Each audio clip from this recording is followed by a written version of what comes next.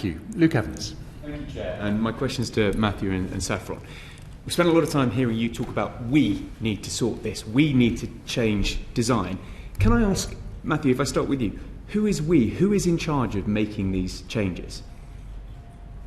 Well, we have a new architecture, of course, in terms of the health service. And I think that, again, to reiterate a point I made earlier, I think one of the strengths of primary care at scale, and primary care networks, localities, federations, is that gives primary care the scale to be able to engage with systems and with places, because generally most problems that the health service have are systemic problems. And if you take, if you take the issue of why ambulances are waiting at the front door of a hospital, that is, in part to do with issues about the number of people who are in the community who have not been diagnosed during COVID, but it's partly to do with whether people can get out of the back of the hospital due to whether or not there's social care provision or community provision.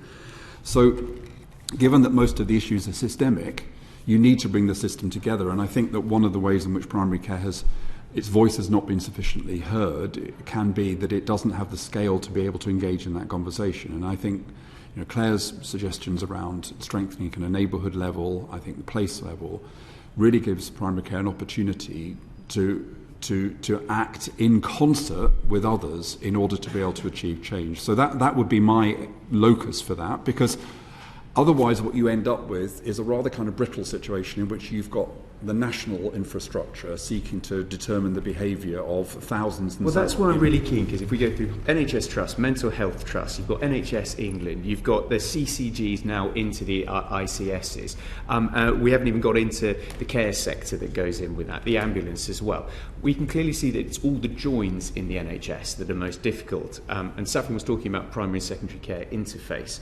So my question is, from sitting here, having crossed from a GP into the politics side of things, it's who is responsible for making these changes? Because a diktat coming down from the centre gets that response immediately saying you can't tell us what to do.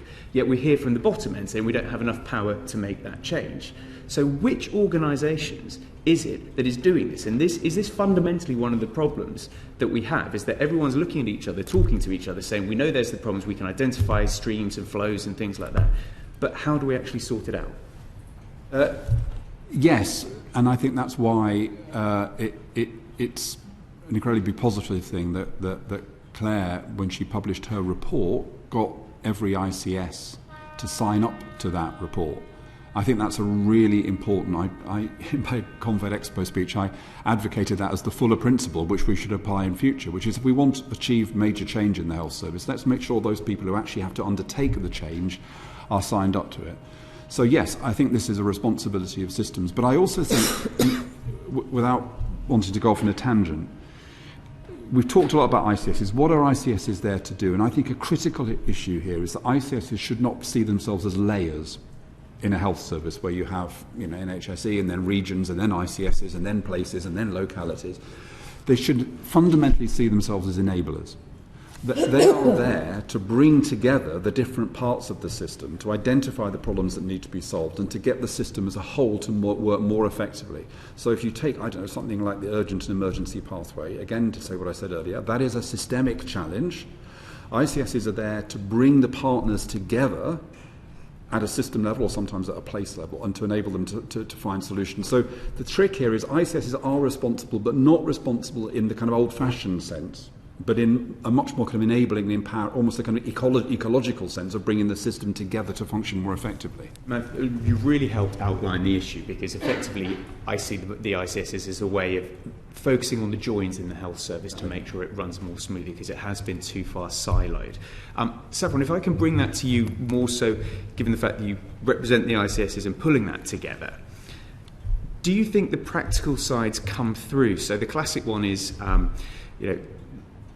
secondary care effectively dumping onto primary care over their requests for tests and vice versa, inappropriate referrals going from primary care into secondary care. These are the bread and butter things that slow the system down. In turn, for patients, that means they don't know why they're going for a test. They get bounced because a referral is rejected. They get lost over the communication pathways. How do we actually make that? We've identified now there's a system at the top level to work out where these systems are. How do we actually change that in practice? And is there enough emphasis on the managers to be able to make those decisions and be held accountable for the good that happens and also the bad that may happen? So there's lots in there, isn't there? There is. I'm going to have to make that the last one, if that's right.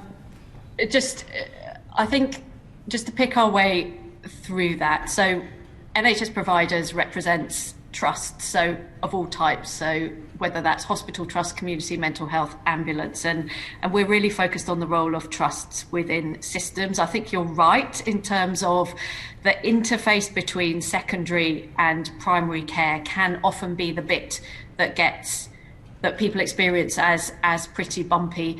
I would say that there are a number of elements there. To go back to your original question, which is around who's actually responsible for making change here, I think that within the current situation that we've got, we see lots of primary care practices, GP practices, and secondary care, so hospital trusts and others, using their autonomy and their agency as far as they can to overcome these challenges at a local level within systems. So lots of them, for example, you take Northumbria, who's doing quite a lot to overcome that issue around, GPs needing access to consultants for advice and guidance. So they are making their consultants available for that advice and guidance and following up and ensuring that unnecessary referrals aren't made. That's one really practical, tangible step, and that is happening. However, what is sitting around that we have to remember, and I think this is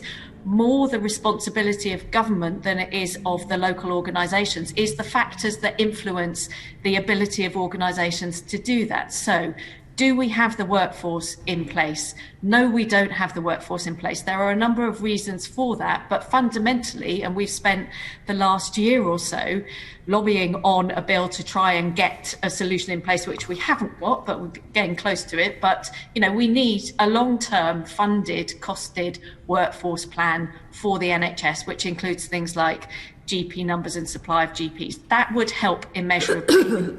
That workforce supply issue would also help on the other side of the coin, which is with trusts and the supply of workforce there, because time constraints are often due to workforce constraints. Another factor, and I'll just one more factor that I'll throw in. Briefly, if possible, Saffron, thanks. Yes, I will. So another infrastructure issue that we've got is around things like digital investment, and do we have the right digital interface? And that is a Treasury issue because we need capital investment. If we don't have that capital investment, so we need things done with the CDEL limit, which would help us with greater capital investment. So sometimes the solutions do actually sit with government, but organisations locally and systems do their best within the parameters that are there.